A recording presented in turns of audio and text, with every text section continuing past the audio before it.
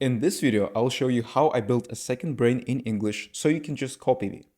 So right now, your brain looks like this. It's very big. So not like here, but it looks more like this. It's only one language. So you probably have this small part of your brain that is in English, but most of it is just your native language. And you want to separate it. You want to have two opposites, and so the first one is your first brain, your native language, and the second one is English, your second brain. And so in this video, I'll show you how I did it so you can just copy me. So my name is Artem, I'm a non-native English coach, and I help established entrepreneurs improve their spoken English. And so there are four pillars and four steps you need to take in order to do that. And first, you want to understand that native use equals second brain.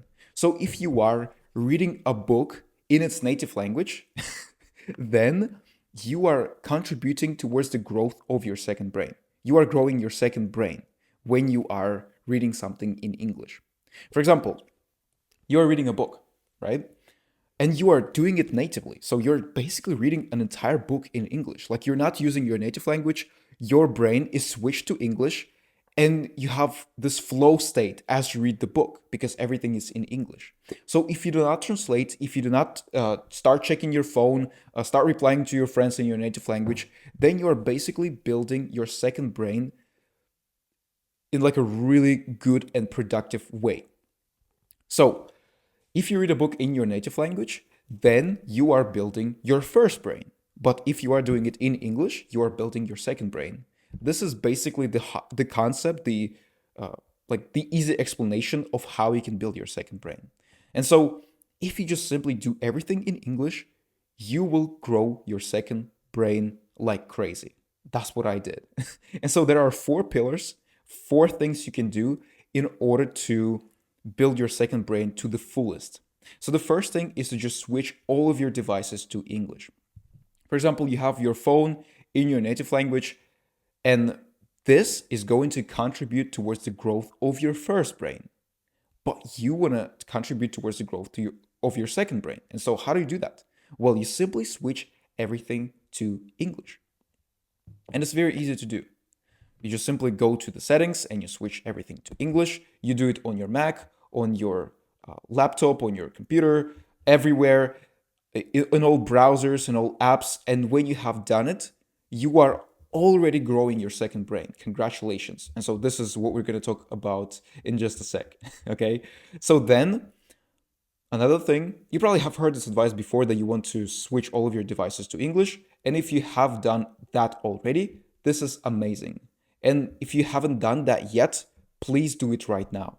Because we spend maybe 3 to 5 hours, sometimes even 10 hours on our phones every day, right? Of course, it's not healthy to spend 10 hours, but you probably spend at least 3 hours every day.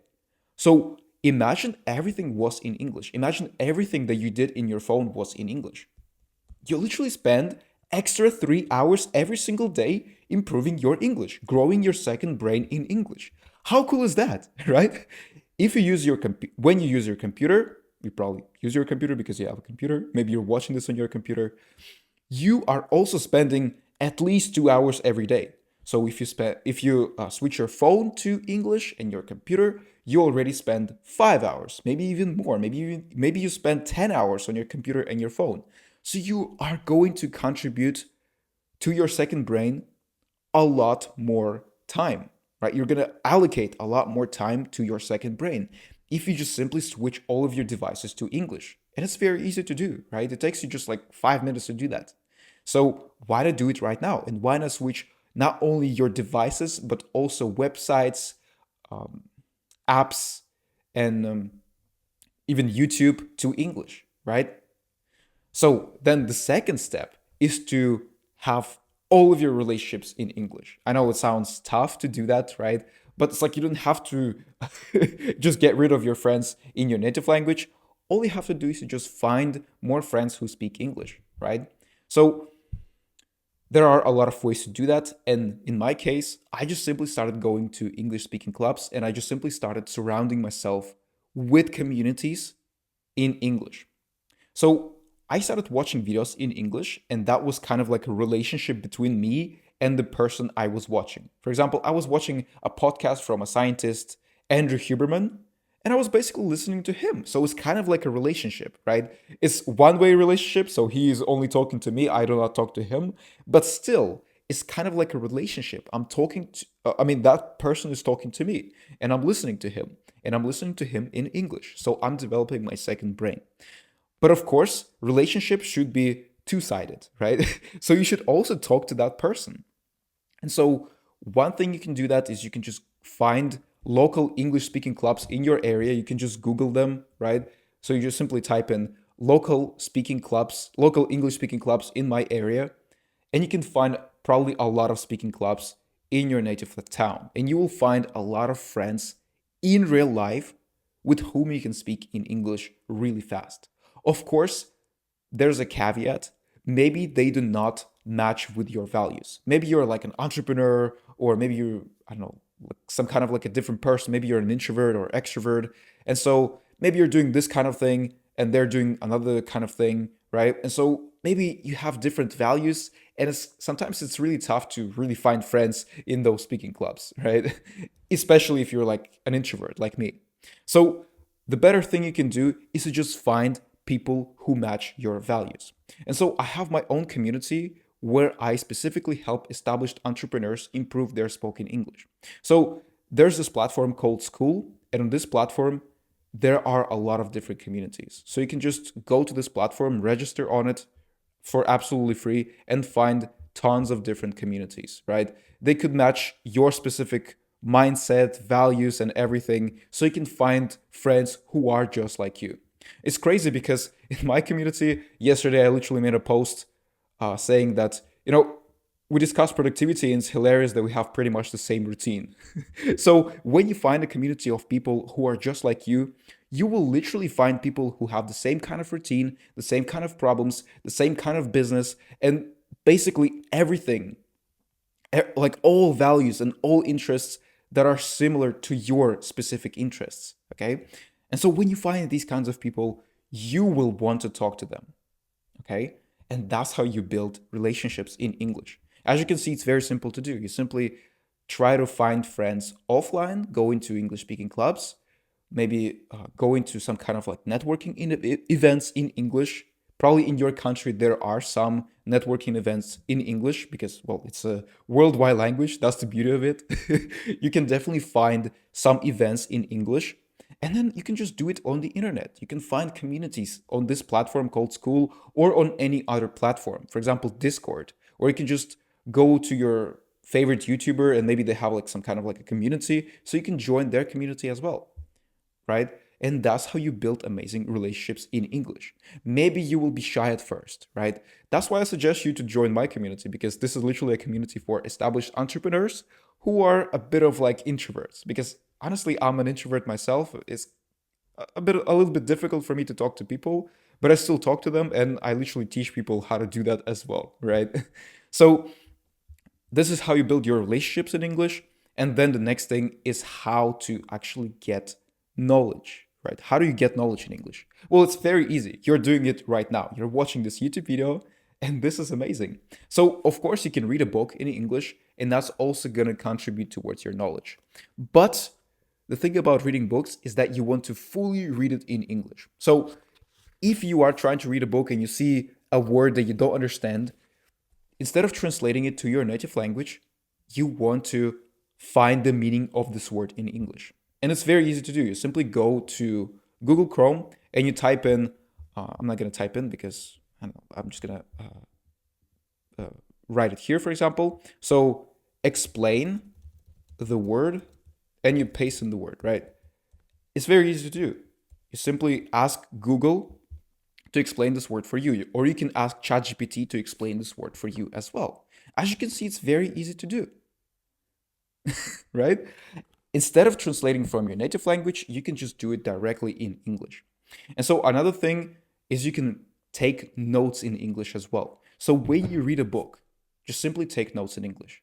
Maybe it's gonna have bad grammar. Maybe you will struggle to find words as you write, but you are doing it directly in English. So you are improving your second brain. you are developing this habit of writing in English consistently. And eventually, you will become really good at this. As you can see, it's not about learning grammar, it's all just about doing everything in English, and eventually, it will become good. So I spent 5 years not learning grammar in English at all. Trust me, I haven't learned grammar in English at all, and that has helped me to improve my English tremendously. So, if you want to learn your English, you simply want to do everything in it, right? Try to read everything in English. Try to watch all podcasts in English.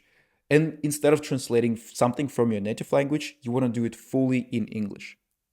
And so another thing is your business. So right now you probably have some kind of like a business that you are doing. Maybe you're doing it on freelance. Maybe you're a video editor.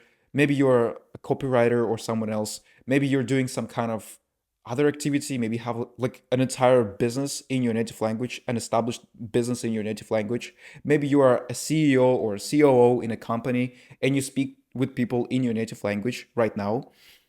So you want to do it in English. You want to switch all of these tasks to English, but it's pretty difficult to do as a business owner, right? I mean, how can you speak to people in English if you were speaking to them in your native language before, right? So you want to somehow switch to English. And so there is a matrix, it's called Eisenhower matrix, that's going to help you do that. So as you can see, there are 4 quadrants inside this matrix. And so I've created my own matrix explaining how you can literally switch your business to English as well. So we're going to check mark this thing as well. And I'm going to explain how you can do that right now. So in order to switch your business to English, you want to understand what Eisenhower matrix is. Maybe you already know what it is, probably yes. But if you haven't learned about it, I'm going to explain right now. So the first quadrant is do. So this quadrant basically means that you need to do this task right now. So you need to decide that you need to do this task right now because it's urgent. As you can see, it's urgent and it's important. So when it's urgent and important, you want to do this thing right now because, well, it's urgent, like you need to do it now. And then this thing is also important. So like you have no choice but to do it as soon as possible. Then the second quadrant is deciding. So this thing is not urgent, right? Like you can do it tomorrow, you can do it 1 month from now on, you can do it 1 year from now on, but it's very important to do.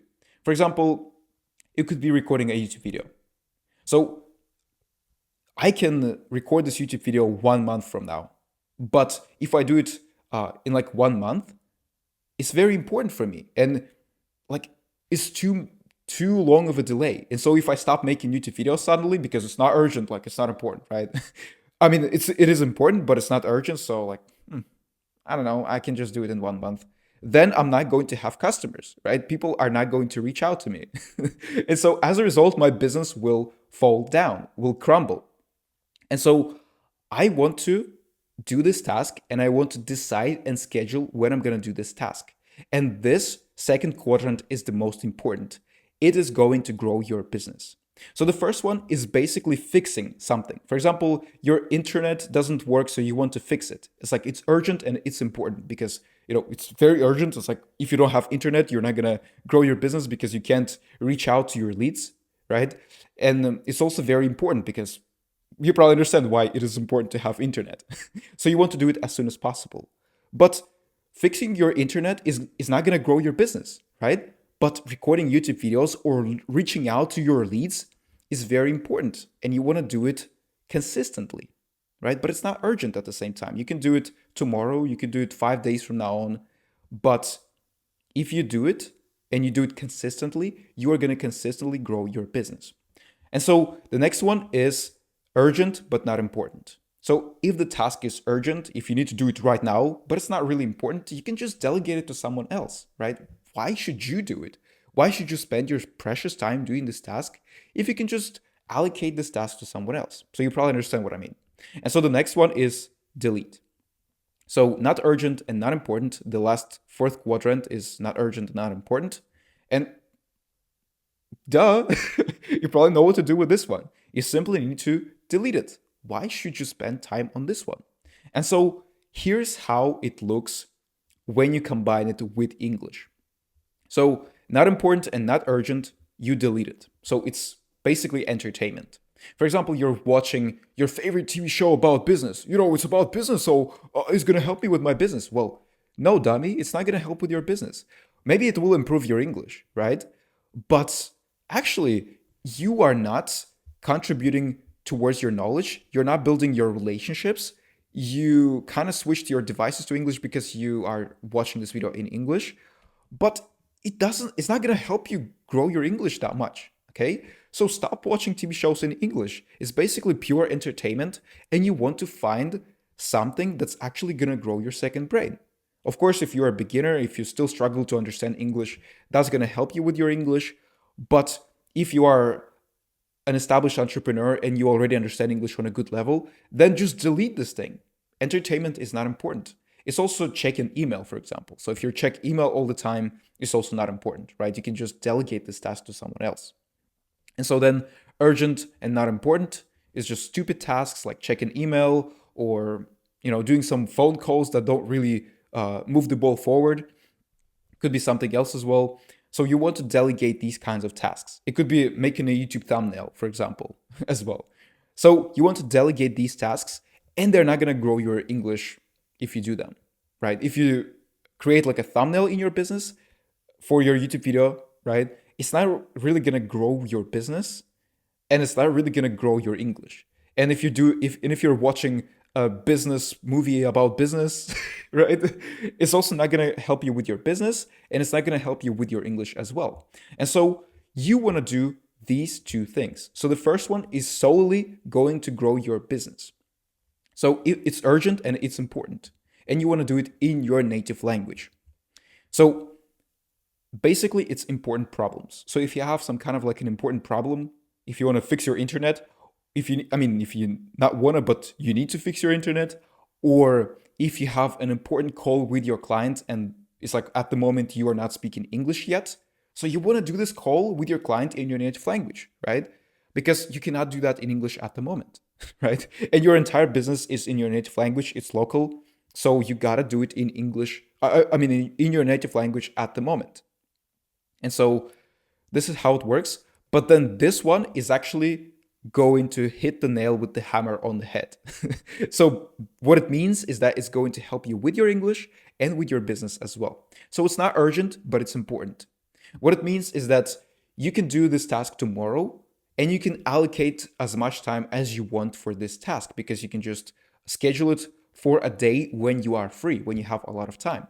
And so recording a YouTube video in English is going to grow your business and your English as well. So for example, if you want to restructure your business for a global market, you want to start recording videos in English. And how do you do that?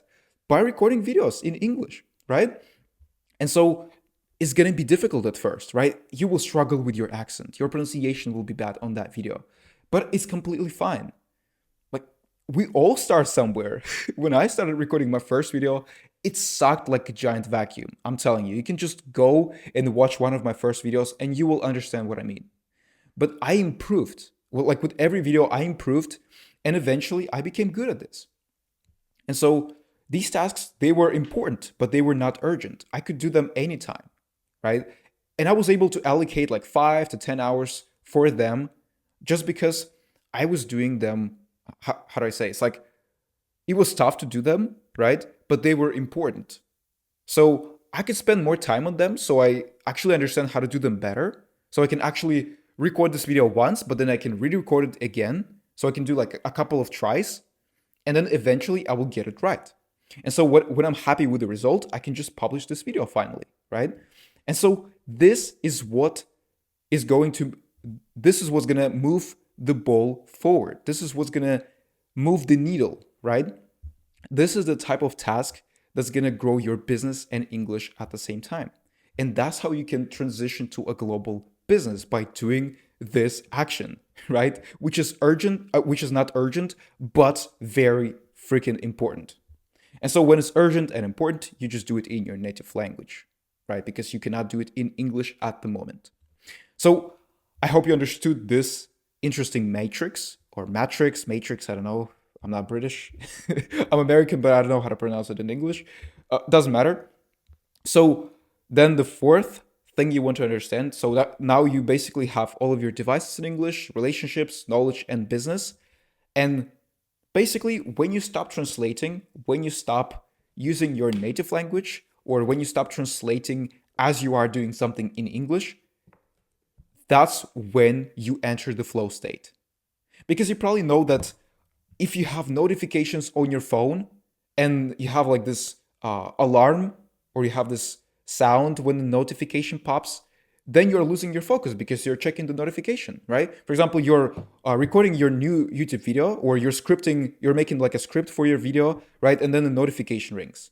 What's going to happen? You're going to check your phone. It's basically the same thing as reading a book and then going to Google Translate to see what this word is all about, right? And you are completely switching your focus to a different language, to your first brain, right? Instead of doing it in your second brain, you're doing it in your first brain. So you're losing your focus entirely. And that's why you translate to your native language when you speak in English. So when you read a book, you want to do it completely in English. Okay? When you're watching a YouTube video, you want to do it completely in English. And so, of course, in business, it's kind of difficult to do it only in English because you still have to do something in your native language. But eventually, you will restructure your business in a way that's going to help you do everything in English. So you can just delegate the tasks that are not important and not urgent to someone else so they can do it for you, right? And that's your advantage, by the way. Because people in your country, they make money in their local currency, right? And you want to make money globally. And so people in your native country, they make money locally, and so you can pay them less, right, for their services. And that's what you're probably doing. And so when you're asking people to do everything for $10 instead of $50, you basically spend less money on delegating tasks, right? And then eventually you start making money globally. And so you make a lot of money and you spend less and less money on actually sustaining your business, right? Because you're still in your native country, right? And it's amazing for you, right? It's amazing to have this kind of business. And it's going to be your privilege over the people in your United States, for example, because they have to pay for expensive labor, right? They have to, I mean, of course, they can delegate these tasks to someone in India, of course, but if they're not very smart, they're going to find a freelancer in US and they're going to pay them $50 instead of $10, right? So, but you can leverage that and you can pay people in your local currency, and then you can make money in dollars at the same time. And that's going to work for you perfectly. So, this is how you can build your second brain in English, and this is how you can transition your business from a local business to your global business. As you can see, it works perfectly. And I hope you enjoyed this video. Let me know which part is lagging for you right now, which part you want to improve right now. Maybe it's devices, maybe it's relationships, maybe you want to finally start going to English clubs, or you want to find like a networking event offline, or you want to find a community on the internet. Maybe it's your knowledge, maybe you want to read more books in English right now, or maybe it's your business. So let me know down in the comments what's like the biggest struggle for you right now. Maybe in the future I'm gonna make a video about that. So I hope you enjoyed this video. Subscribe to my YouTube channel, and I see you in the next video. Bye bye.